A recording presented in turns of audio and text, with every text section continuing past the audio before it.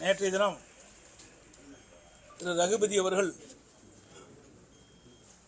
தொலைக்காட்சிக்கு பேட்டி கொடுக்கின்ற பொழுது டிஜிபி நியமனத்தை பற்றி ஒரு கருத்தை சொல்லியிருக்கின்றார். நான் ஏற்கனவே தமிழகத்தில் நிரந்தர டிஜிபி நியமனம் செய்யப்படவில்லை, என்ன காரணம் என்று அரசை கேட்கின்ற விதமாக அந்த கருத்தை நான் குறிப்பிட்டிருந்தேன். ஒரு டிஜிபி நியமனம் செய்ய வேண்டும் என்றால் ஏற்கனவே இருக்கின்ற டிஜிபி ஓய்வு பெறுவதற்கு 3 மாதத்திற்கு முன்பாக மாநிலத்தில் இருக்கின்ற டிஜிபியினுடைய பட்டியலை தயாரிக்கப்பட்டு மத்திய பணியாளர் தேர்வு ஆணையத்துக்கு அனுப்பப்பட வேண்டும். இது நடைமுறை. பிறகு மத்திய தேர்வு ஆணையம் அதை ஆய்வு செய்து 3 பேர் கொண்ட பட்டியலை மாநில அரசுக்கு அனுப்பி அதில் ஒருவரை மாநில அரசு டிஜிபியாக நிரந்தர டிஜிபியாக நியமிக்கும். அதைத்தான் குறிப்பிட்டேன். இதே வழிமுறைகளைத்தான் திராவிட முன்னேற்ற கழக ஆட்சியிலும் அதிமுக ஆட்சியிலும் கடைபிடித்தது. ஜே.கே. திரிபாதி அவர்கள் அவரும் மத்திய தேர்வு ஆணையத்திற்கு அப்பொழுது அனைத்து இந்திய அண்ணா திராவிட முன்னேற்ற கழக அரசு தகுதியான டிஜிபி பட்டியலை அனுப்பப்பட்டு அதில் 3 பேர் கொண்ட பட்டியலை அவர்கள் ஆய்வு செய்து அந்த பட்டியலை மாநில அரசுக்கு அனுப்பப்பட்டு அதில் ஒருவர் தேர்ந்தெடுக்கப்பட்டார். அவர்தான் மூத்த டிஜிபியாக இருந்தவர் திரு ஜே.கே. திரிபாதி அவர்கள் 2019. அதற்கு பிறகு அவர் ஓய்வு பெறுகின்ற பிறகு இதே நடைமுறையைத்தான் திராவிட முன்னேற்ற கழக அரசு கடைபிடித்தது. திரு ஜெயலலிதா பாபு அவர்கள் டிஜிபியாக நியமிக்கப்பட்டதும் இதே முறைதான். அதுக்கு அடுத்ததாக திராவிட முன்னேற்ற கழக ஆட்சியில் திரு சங்கர் ஜுவால் அவர்கள் டிஜிபியாக நியமிக்கப்பட்டதும் இந்த வழிமுறையை பின்பற்றி தான் நியமித்தார்கள். ஏன் இப்பொழுது இந்த அரசுக்கு தடுமாற்றம்?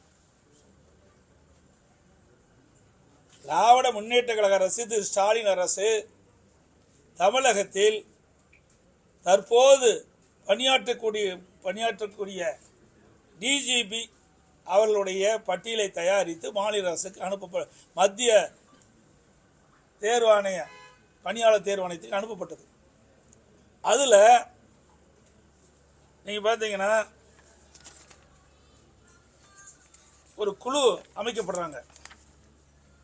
மத்திய பணியாளர் தேர்வு ஆணையம் அதில் அதிகாரிகள் இருக்கிறாங்க. மாநிலத்தில் தலைமைச் செயலாளர்கள், மாநிலத்தில் உள்துறை செயலாளர்கள், இவர்கள் குழுவாக இருந்து மாநில அரசு அனுப்பப்பட்ட அந்த பட்டியலில் இடம்பெற்றிருக்கிற டிஜிபிகள் 3 பேரை தேர்வு செஞ்சு மாநில அரசுக்கு அனுப்புகிறது. இது நடைமுறை. அதில் ஒருவரை தேர்ந்தெடுக்க வேண்டும். இதுதான் நடைமுறை. அதோட பொறுப்பு டிஜிபி ஒருவர் நியமித்தாங்க. பொறுப்பு டிஜிபி ஒருத்தர் நியமித்த உடனே ஒருவர் உயர்நீதிமன்றத்துக்கு போகிறார். இது முற்றிலும் தவறு என்று. பிறகு மாநில அரசு உயர்நீதிமன்றத்துக்கு போனோன்னா மாநில அரசு ஒரு பட்டியலை தயார் பண்ணி மத்திய தேர்வு ஆணையத்துக்கு அனுப்பிச்சுது. மத்திய தேர்வு ஆணையம் அந்த குழு, நான் சொன்னேன், மத்திய தேர்வு ஆணையத்தில் இருக்கின்ற அதிகாரிகள், மாநிலத்துக்கு தலைமைச் செயலாளர்கள், செயலாளர், மாநில உள்துறை செயலாளர்களெல்லாம் கலந்து ஆய்வு செய்து அதில் 3 பேரை தேர்வு செஞ்சு தமிழகத்துக்கு அனுப்பப்பட்ட கூட இதுவரை நிரந்தர டிஜிபி நியமிக்கப்படவில்லை. இந்த அனுப்பப்பட்ட பிறகு ஒருவர் உச்சநீதிமன்றத்தை நாடுகிறார். மத்திய தேர்வு ஆணையம் பணியாளர் தேர்வு ஆணையம் அனுப்பப்பட்ட பிறகும் இந்த டிஜிபி நியமனத்தில் இன்னும் காலதாமம் செய்கின்றது. விரைந்து முடிவெடுக்க வேண்டும் என்று உச்சநீதிமன்றத்தை நாடினா உச்சநீதிமன்றம் 3 வார காலம் அவகாசம் கொடுத்திருக்குது. இதுதான் நிலைமை. இன்றைக்கு சட்டத்துறை அமைச்சர் திரு ரகுபதி சொல்றார், இன்றைக்கு எடப்பாடி பழனிசாமி அருகதை இல்லைங்கிறார். எனக்கு அருகதை இருக்குது, உங்களுக்கு அருகதை இருக்குதா என்று தெரியல. ஏன்னா இது மாநில அரசு அனுப்பப்பட்ட பட்டியல் தான், இது மத்திய அரசு அனுப்பப்பட்ட பட்டியல் அல்ல. மாநில அரசு தான் தகுதியான டிஜிபிகள் பணியாற்றக்கூடிய டிஜிபிகளை தேர்வு செஞ்சு மத்திய தேர்வாணைய அனுப்பப்பட்டிருக்குது. மத்திய பணியாளர் தேர்வாணையத்துக்கு அனுப்பப்பட்டு அங்கே அந்த குழு நான் சொன்ன இவரெல்லாம் இடம்பெற்ற குழு தான் இங்கே வச்சிருக்கு. இப்போ என்னன்னா இந்த 3 பேரும் இவர்களுக்கு சாதகமாக இருக்க மாட்டார்கள் என்று கருதி தான், கைப்பாவையாக இந்த அரசுக்கு செயல்பட மாட்டார்கள் என்று கருதி தான் இதுவரைக்கும் டிஜிபி நிரந்தர டிஜிபி நியமிக்கப்படவில்லை. இதுதான் உண்மை. ஒரு சட்டத்துறை மந்திரி தவறா இப்படி பேட்டி கொடுப்பது வெட்கக்கேடான விஷயம். இப்படிப்பட்ட மந்திரியில இருந்து அந்த நாடு எப்படி உருப்படியாகும்? உண்மை செய்தி மக்களுக்கு சொல்ல வேணும். ஏன்னா நாட்டு மக்களுக்கு ஒன்றும் தெரியாத நினைச்சிட்டு இருக்காரு சட்டத்துறை மந்திரி. இதெல்லாம் சட்டத்தின் அடிப்படையில் செயல்படுது. அதே போல இன்றைய தினம் முதலமைச்சர் ஒரு கருத்து சொல்லியிருக்காரு. டெல்டா மாவட்டத்தில் குறுவை சாகுபடி, இந்த சாகுபடி செய்த விவசாயிகள்லாம் தங்களுடைய உற்பத்தி செய்யப்பட்ட அந்த நெல் மூட்டைகளை நேரடி கொள்முதல் நிலையத்திற்கு கொண்டு வந்து விற்பனை செய்கின்ற சூழல் இருக்கின்ற அந்த நேரத்தில் இந்த அரசு மெத்தன போக்கில் மெத்தனமாக நடந்த கொண்ட காரணத்தினால், அலட்சியமாக நடந்த கொண்ட காரணத்தினால தான் இந்த விவசாயிகள் துன்பத்திற்கு காரணம். இது உங்களுக்கு எல்லாம் கொடுக்குறேன். நான் 17/10/2025 சட்டமன்றத்தில் பேசின பேச்சு கருத்து ஆதாரத்தோடு சொல்கிறேன். அதை கூட தம்பி இதெல்லாம் நீங்கள் பாருங்கள், இதை எல்லாத்துக்கும் ஆளுக்கு ஒன்றா கொடுங்க. 7 இருக்குது. நான் அன்றைய தினமே சட்டமன்றத்தில் சொன்னேன். இன்றைக்கு ஏற்கனவே விவசாயிகளுக்கு அரசாங்கத்துக்கு, ஏன்னா ஒரு திறமையான அரசாங்கமாக தெரியும், இதுதான் பொம்மை முதலமைச்சர் ஆளுகிறாங்களே தமிழ்நாட்டை. இன்றைக்கு 6 லட்சம் ஏக்கர் டெல்டா மாவட்டத்திலே குறுவை சாகுபடி பயிர் செஞ்சிருக்காங்க. அந்த 6 லட்சம் சாகுபடி செய்யப்பட்ட அந்த நிலத்தில் குறுவை சாகுபடி விளைச்சல் எவ்வளவு இருக்கு என்று அதிகாரிகளுக்கு தெரியும். அப்படி இருக்கின்ற பொழுது முன்கூட்டியே திட்டமிட்டு விவசாயிகள் அறுவடை செய்யல விவசாயிகள் உற்பத்தி செய்யப்பட்ட நெல்லை நேரடி நெல் கொள்முதல் கொண்டு வந்தவுடன் உடனடியாக அதை நேரடியாக கொள்முதல் செய்யப்பட்டிருந்தால் அந்த பிரச்சனை வந்திருக்காது, தொடர் மழையில நனைஞ்சிருக்காது. ஆனால் இந்த அரசு முறையாக விவசாயிகள் கொண்டு வந்த நெல்லை கொள்முதல் செய்யல. அதனால விவசாயி பாதிக்கப்பட்டாங்க. முழுக்க இந்த விடியா திமுக அரசுடைய அலட்சியத்தால் தான் இன்றைக்கு விவசாயிகள் பாதிக்கப்பட்டிருக்காங்க. இந்த பாதிப்புக்கு உள்ளாயிருக்க மாட்டாங்க, யாரையும் கெஞ்ச வேண்டிய அவசியம் கிடையாது. நான் ஏற்கனவே சட்டமன்றத்தில் தெளிவாக பேசியிருக்கிறேன். அதுக்கு பிறகாவது இவர் நடவடிக்கை எடுத்திருந்தாலும் அதுவும் எடுக்கல. இன்னைக்கு 15 நான் நேரடியாக விவசாயிகள் போய் அந்த விவசாயிகளை சந்தித்து அவளுக்கு என்ன பிரச்சனை என்று அவள் நேரடியாக விசாரிக்கின்ற பொழுது அவள் விவசாயிகள் சொன்னாங்க, உங்களுடைய பத்திரிகையாளர் ஊடக நபர்கள் அத்தனை என்னோடய வந்தாங்க, எல்லா பத்திரிகையும் ஊடகமும் எல்லாம் என்னோட தான் வந்தாங்க, எல்லாம் செய்தியெல்லாம் சேகரித்தாங்க. அப்படி விவசாயிகள் சொன்னாங்க, 15 நாட்களாக நான் நேரடி நெல் கொள்முதல் நிலையத்தில் கொள்முதல் செய்யலை. ஏற்கனவே கொள்முதல் செய்யப்பட்ட அந்த நெல்லெல்லாம் நேரடி கொள்முதல் நிலையத்தில் அடுக்கி வச்சிருக்குது. அதையும் அங்கிருந்து கொள்முதல் நிலையத்திலிருந்து குடோனுக்கு எடுத்து செல்லலை. அதனால நேரடி கொள்முதல் செய்யப்படலை. அதோடு தேவையான அளவுக்கு எடை போடுகின்ற ஆட்கள் நியமிக்கலை. போதுமான அளவுக்கு அந்த நெல் மூட்டைகள்லாம் கொண்டு செல்வதற்கு லாரிகள் அமர்த்தப்படலை. ஏன்னா லாரிகள்லாம் நாங்கள் இது விசாரிக்கும் போது எங்களுக்கு டீசலுக்கு கூட பணம் கொடுக்க மாட்டேங்கிறாங்க.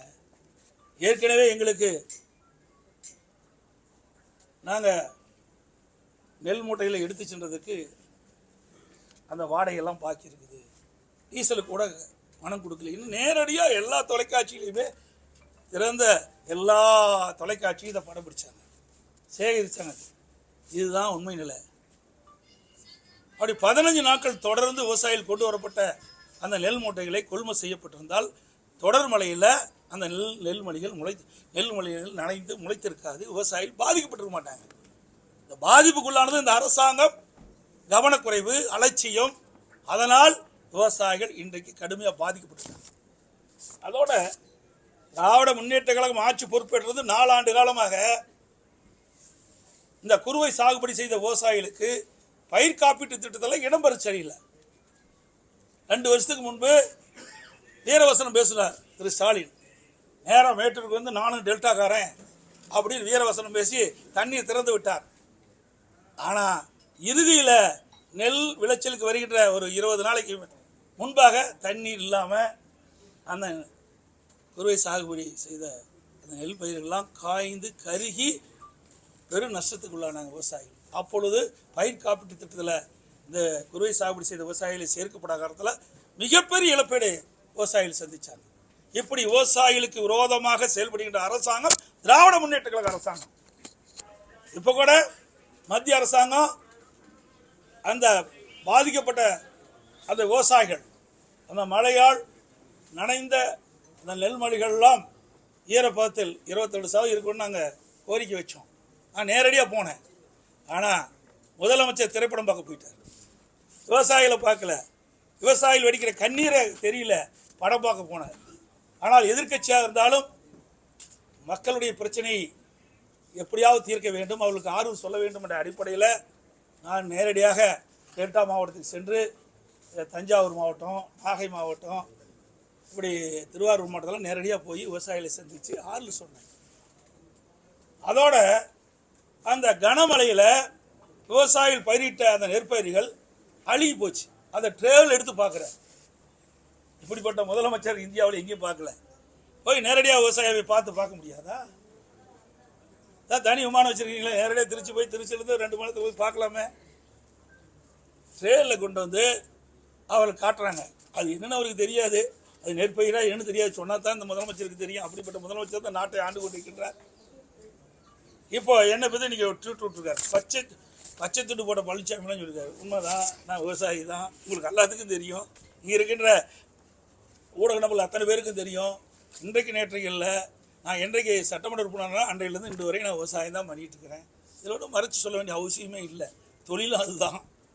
ஆனால் இந்த விவசாயிகளுக்கு துரோகம் செய்த ஒரே கட்சி திமுக கட்சி. திமுக அரசாங்கம் திரு ஸ்டாலின் அவர்கள் துணை முதலமைச்சர் இருந்த காலகட்டத்தில் தான் மீத்தேன் ஹைட்ரோ கார்பனுக்கு புரிந்துணர்வு ஒப்பந்தம் போடுவதற்கு துணை நின்றவர். டெல்டா மாவட்டத்தை பாலைவனமாக்க முயற்சி செய்தவர் இன்றைய முதலமைச்சர். அனைத்து இந்திய அண்ணா திராவிட முன்னேற்ற கழக அரசு இருக்கின்ற காலத்திலே, நான் முதலமைச்சர் இருந்த காலத்திலே, அந்த விவசாயிகளுடைய நிலங்களை பாதுகாக்கின்ற விதமாக மத்திய அரசோடு போராடி டெல்டா மாவட்டத்தை பாதுகாக்கப்பட்ட வேளாண் மண்டலமாக கொண்டு வந்து அந்த விவசாயிகள் வீட்டில் பால் வார்த்தது அதிமுக அரசாங்கம். 50 ஆண்டு காலம் காவிரி நதிநீர் பிரச்சனை தீர்க்கப்படாமல் வந்தது. சட்ட போராட்டம் நடத்தி அந்த விவசாயிகளுக்கு ஒவ்வொரு ஆண்டும் கிடைக்க வேண்டிய பங்கு நீர் கிடைக்க செய்ததும் அதிமுக அரசாங்கம். விவசாயிகளுக்கு எப்போதும் ஆதரவாக இருந்த அரசாங்கம் அதிமுக அரசாங்கம். 2 முறை விவசாயிகளுக்கு விவசாய தொடக்க வேளாண் கூட்டுறவு கடன் சங்கத்திலே வாங்கிய பயிர்க்கடல் 2 முறை நாங்கள் தள்ளுபடி செஞ்சிருக்கிறோம்.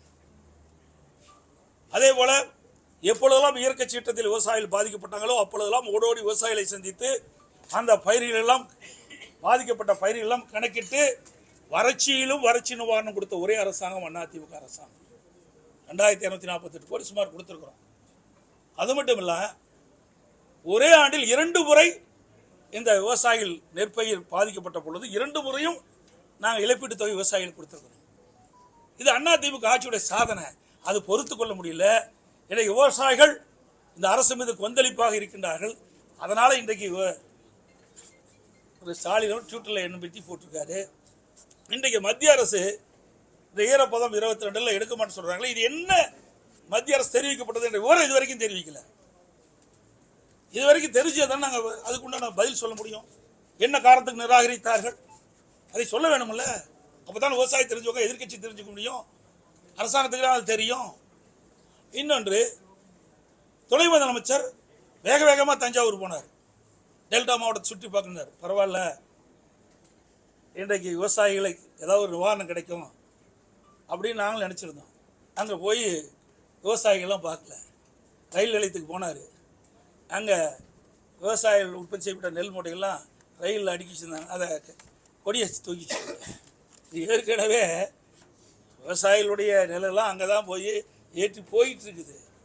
அதுக்கு அங்கே போக வேண்டிய அவசியமே இல்லையே. துணை முதலமைச்சர் டெல்டா மாவட்டத்துக்கு போங்க, விவசாயி பாதிக்கப்பட்டாங்க, விவசாயிகளுக்கு போய் நேரடியாக பாதித்து என்னென்ன விதத்தில் பாய்ச்சிருக்கீங்க, என்னென்ன விதத்தில் உங்களுக்கு உதவி செய்யணும் ஒரு ஆளு சொல்லியிருந்தால் பரவாயில்ல. அப்படி விவசாயிகளுக்கு விரோதமாக செல்விட அரசாங்கம் அதிமுக அரசாங்கம் என்பதை நேரத்தில் தெரிவிக்கிறேன். எங்களை பொறுத்த வரைக்கும் விவசாயிகளுக்கு எப்பொழுதும் நன்மை செய்யக்கூடிய அரசாக தான் இருந்தது. விவசாயிகள் எப்பொழுதெல்லாம் பாதிக்கப்படுகிறார்களோ அப்பொழுதெல்லாம் அந்த பாதிப்பிலிருந்து மீட்டெடுப்பதற்குண்டான நடவடிக்கை எடுத்த அரசாங்கம் அதிமுக அரசாங்கம். சார், இந்த மத்திய வேளாண் சட்டங்களை ஆதரித்து தான் அந்த விவசாயிகளுக்கு எதிரான நிலையை உருவாக்கி தமிழகத்தின் உரிமைகளையும் சுயமரியாதையும் பாதிக்க செய்து விட்டார்கள் அப்படின்னு முதலமைச்சருக்கு வேளாண் சட்டம் என்னென்ன தெரியுமா சொல்லுங்க பார்க்கல. 3 வேளாண்மை சட்டம் என்னன்னு சொல்லுங்க. 3மே தெரியாது முதலமைச்சர். தமிழ்நாடு பாதிக்காதுங்க, வட மாநிலத்திற்காக பார்த்தீங்களா, அவையெல்லாம் மண்டி வச்சிருக்கிறாங்க, அவர்கள் தான் பாதிப்பாங்க. புரியுங்களா?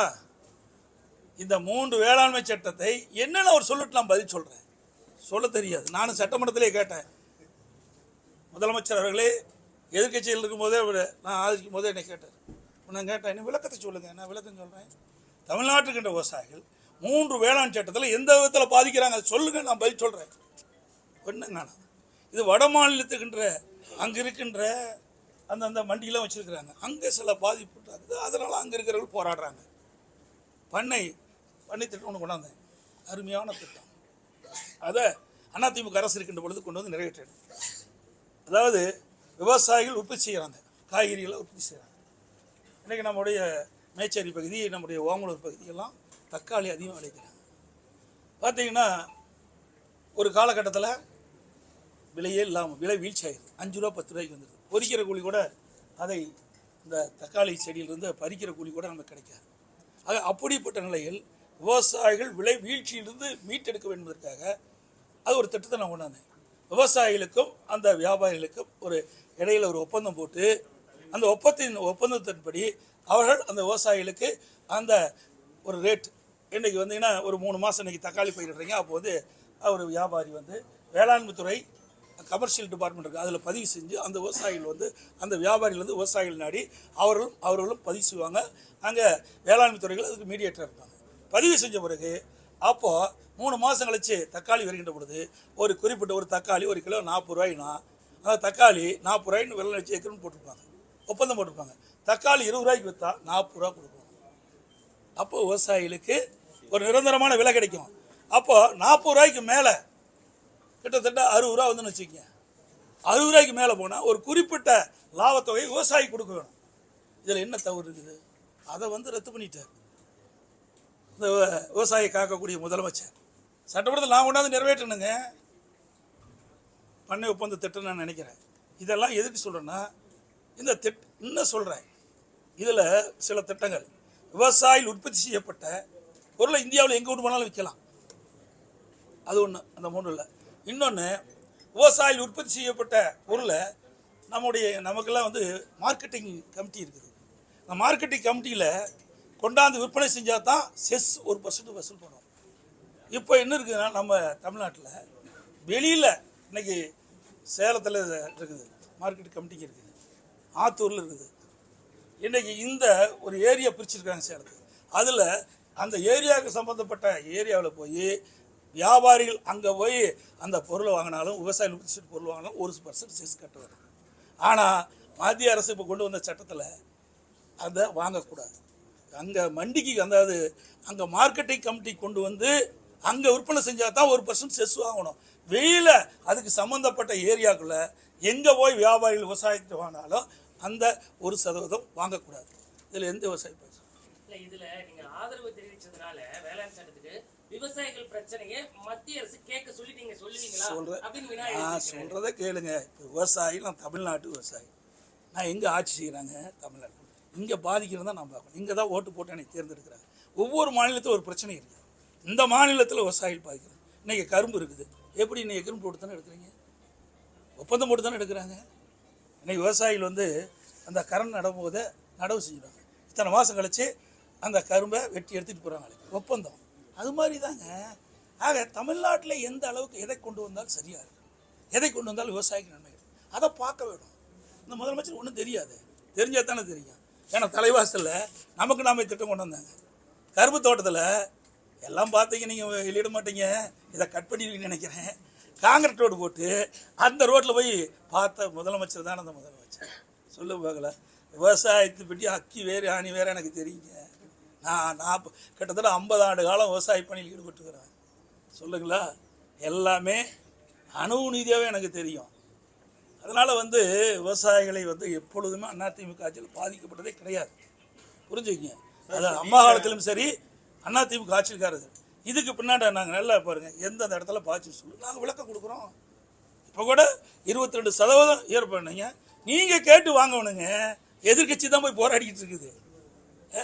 இப்போ கூட அதை கூட நிராகரிக்கப்பட்ட காரணத்தை கூட இன்னும் வரைக்கும் சொல்லவே மாட்டேங்கிறாங்க. என்ன காரணத்துக்கு நிராகரிக்கப்பட்டதுன்னு வெளியில் வரணும்ல. இதுக்கு முழுக்க முழுக்க காரணம் இந்த அரசாங்கம் தான். உரிய முறையில் விவசாயிகள் உற்பத்தி செய்யப்பட்ட நிலை உடனுக்குடன் கொள்முதல் செய்யப்பட்டிருந்தா இந்த பிரச்சனையை வந்திருக்காரு. நீங்க வலியுறுத்துவீங்களா சார்? 17 இருந்து 22 உயர்த்தணும் நீங்க உங்க சார். அதான் அன்னைக்கு அங்கேயே சொல்லிட்டு தான் வந்தேன்.